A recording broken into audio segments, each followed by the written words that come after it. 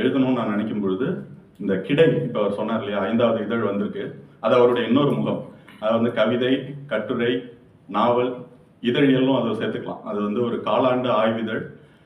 5வது இதழ் வந்திருக்கு. அவங்க ஒரு 5 பேர் சேர்ந்து அதை நடத்துகிறாங்க.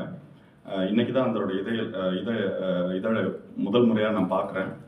ரொம்ப நல்லா இருக்கு அந்த அவங்க அதை வடிவமைச்சிருக்கிற விதமும், ஒன்றுக்கு முகம் அறியாத நண்பர்கள் சேர்ந்து அதை நடத்தி கொண்டிருக்கும் அந்த ஊக்கமும், இதெல்லாம் பார்க்கும்போது வந்து இதழ் என்பது ஒரு இயக்கம் அப்படின்னு அதில் போட்டிருக்காங்க.